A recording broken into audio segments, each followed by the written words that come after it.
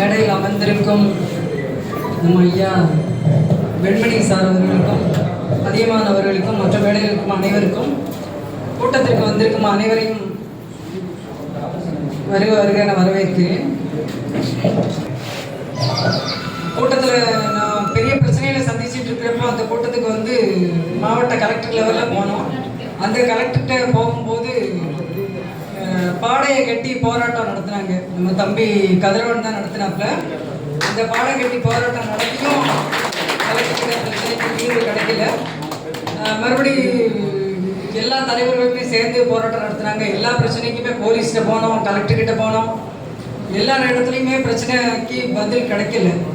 கடைசியாக இங்கே வெட்டினாங்க. வெட்டினதுக்கு உண்டான 13 வருஷம் போராட்டத்துக்கு அப்புறம் தீர்வும் கிடைச்சது. இது எதுக்காக சொல்கிறேன்னா, நம்ம இதுக்கு முன்னாடி தான் வெட்டணும் பயந்தடிச்சு ஓடணும்னு இருக்க வேண்டாம். என்ன வந்தாலும் வந்து பார்க்கலாம்னு நிற்கலாம்.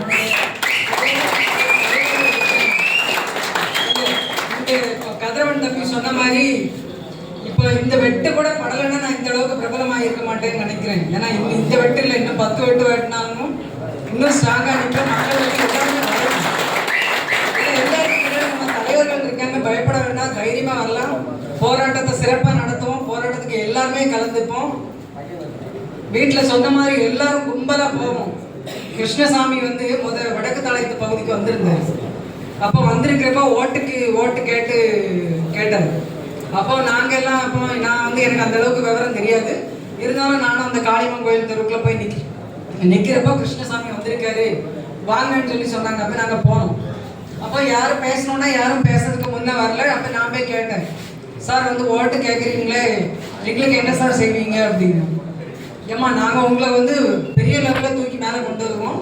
நான் வந்து உங்கள் அருந்ததிய சொந்தங்களில் நான் வந்து கொஞ்சம் சார்ந்தவன். என்னோட அந்த ஜாடை வந்து என்கிட்ட இருக்கு, நீங்கள் எனக்கு போடுங்க, எனக்கு ஓட்டு போடுங்க, நான் நல்லது செய்வேன்னு சொல்லி சொன்னார். இல்லை அப்படிப்பட்ட கிருஷ்ணசாமி இன்னைக்கு ரோட்டில் படுத்து உருண்டு கிடந்து நமக்கு கொடுத்த இந்த இடஒதுக்கீட்டுக்கு அவ்வளோ பிரச்சனை பண்ணுறாருன்னா, அப்போ அதை விட மேலே நம்ம மக்கள் வந்து கூட்டம் திரண்டு போகணும். நம்ம தலைவர்களுக்கு வந்து நம்ம அனைவருக்கு வந்து கூட்டத்தை பெருசாக நடத்தி கொடுக்கணும்னு கேட்டுக்கிறேன். நன்றி.